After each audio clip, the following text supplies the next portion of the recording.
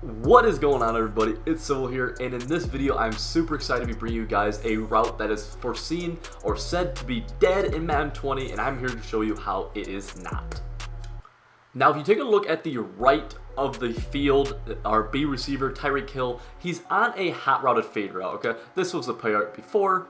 We are putting him on a hot routed fade route, which you guys know as last year these used to just immediately burst up the field. Now they have kind of a hesitation step, so they're not really as good. They get kind of outside release sometimes, which is cool, but it's overall not that good, right? Like, we can all agree that they're really not that useful, not that good, whatever, right? And for the most part, you're right. For the most part, they're just bad. But there's one thing that no one else is using, and I have been using since the beginning of the year that I want to share with you guys, and that's going to be using these routes in the red zone. Now, what do they do in the red zone? Well, let me show you right here. So we're going to bring this ball down all the way to the 3-yard line, okay? That's when this starts to get good. The 4-yard line, it's okay, but the 3 and in is when it's good. Now, you might be saying to yourself initially, Civil, why wouldn't I just run the ball? One, run the ball.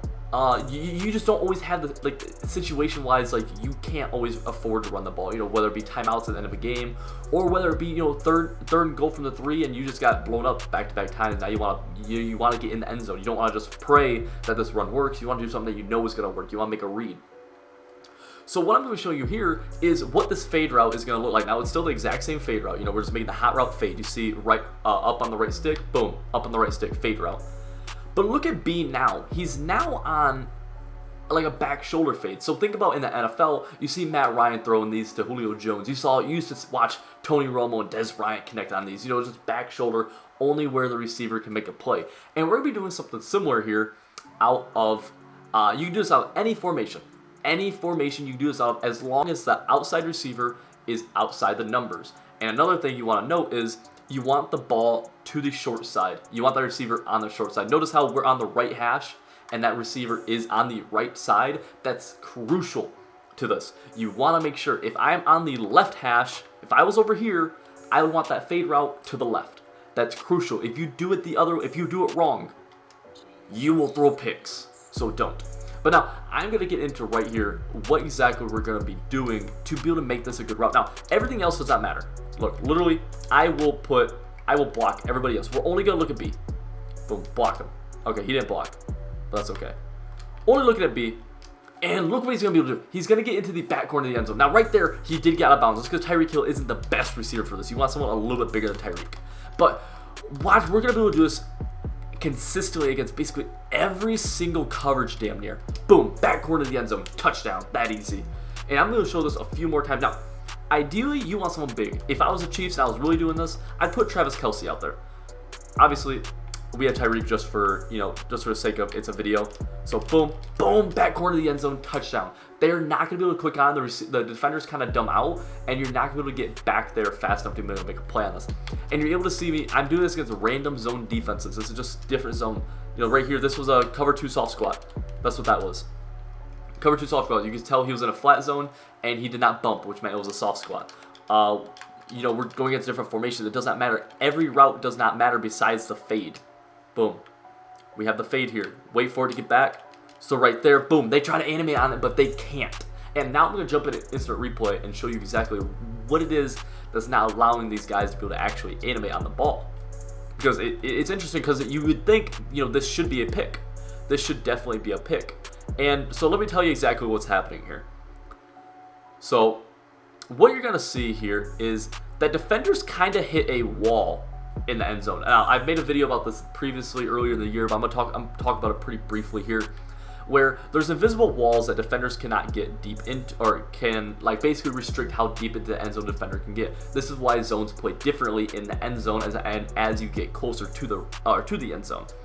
While deep crossers start not working once you get closer to the end zone, stuff like that. Deep corners, same thing.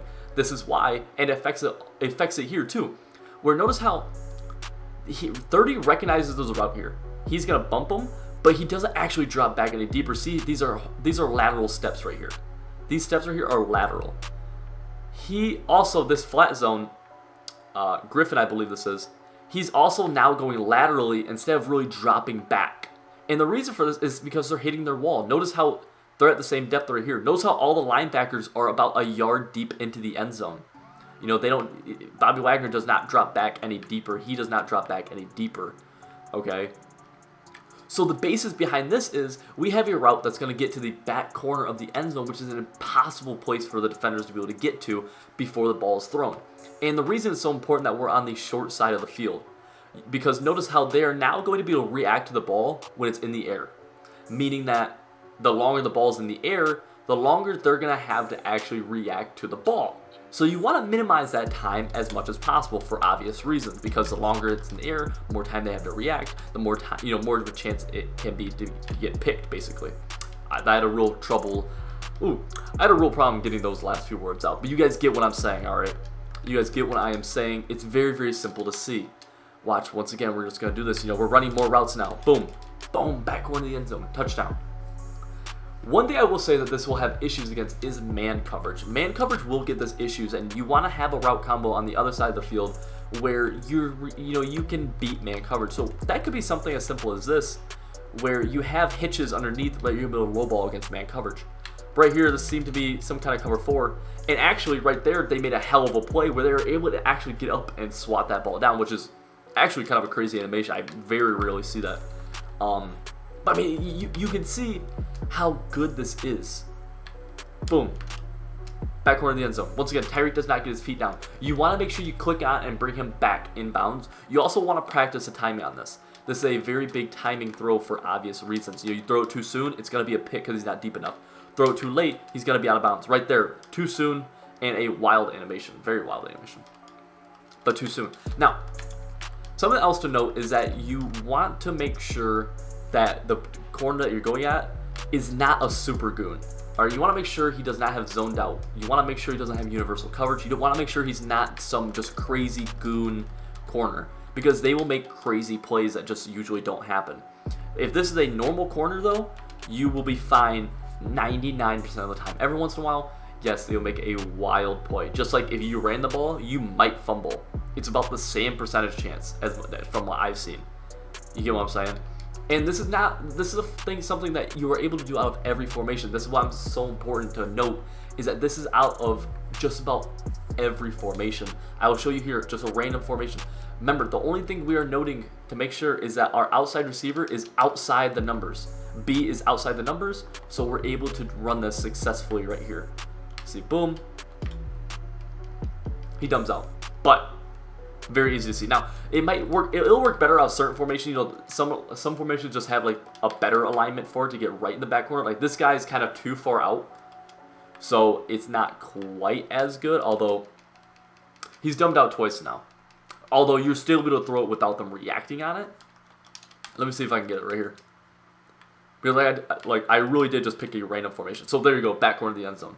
So there's formations that do a little bit better just because the spacing and the alignment, or the splits basically of the wide receiver, allow you to basically get into that back corner. Like really just like get snug back in there basically. That's the best way I could say it, just like fit really well in there. But something else I want to talk about real fast is what a hitch route will do on the inside. So notice that we have Hill on a hitch route. And if we wait for Robinson to set, he's actually going to... This actually only works against Tampa 2 clouds. So let me show you against Tampa 2 clouds. If you know someone's in Tampa 2, this is the best way for me to show it. If you know someone's in Tampa 2, once again, I'm just going to ace offset because that's just something it does not matter. But if you know someone is in Tampa 2, watch this outside cloud flat. Watch the cornerback above Hill. He's actually going to suck down. He's going to suck down on the hitch route because they kind of forget that he's behind them, which is cool. I think it's super cool because a lot of people will run cloud flats in this situation. Or hard flats in this situation. They'll run cloud flats or hard flats. I threw a little early that time. But once again, we're going up against a goon corner, so he's going to make that play. I mean, he will make that play every once in a while. That's just something, like, now this is getting weird. Now it's just getting weird. Right, this time it's going to be a touchdown. Boom. Yeah, there. Like I said, so you want to make sure you get the timing, because I've just been talking and throwing it, so I'm not always getting the timing. You see how sometimes my guy's incorrectly positioned. But what you don't want to do is, you don't want to try throwing it to this side. See, watch what happens when I try throwing over here. One, I don't have great spacing over there. And 2, the ball's just in the air for so long. The ball's in the air for so long, and a good user is going to be able to click on and make a very good play on that ball. Once again, if I just did something like this, move it over here, and I try throwing it to the right side, it's not going to work very well. So watch right here. We're going to try throwing this to B. And I mean, we still got it. But that's a long time for that ball to be traveling in the air. A very good chance that ball can get picked. So definitely, like guys, I've said this a few times, make sure you guys practice this. That goes with everything I try to show you guys. Make sure you practice the hell out of it before you just start using it in game, and then you're probably going to throw some picks doing that. But that's basically it for this video. Remember, you can do this out of any formation as long as the receiver is outside the numbers to the short side. The 3-yard line and in, that's what you want to do. 3-yard line in.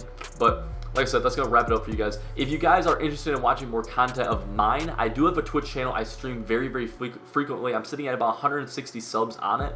I would appreciate the hell of it if you guys come support. Just drop me a follow. The link will be in the description below. Like I said, I stream most weeknights and a little bit on the weekends, basically 10:30 Eastern time and later, for about 3 to 4 hours. And there I'm playing high-level Madden, playing other pro players, playing other, just great players all the time.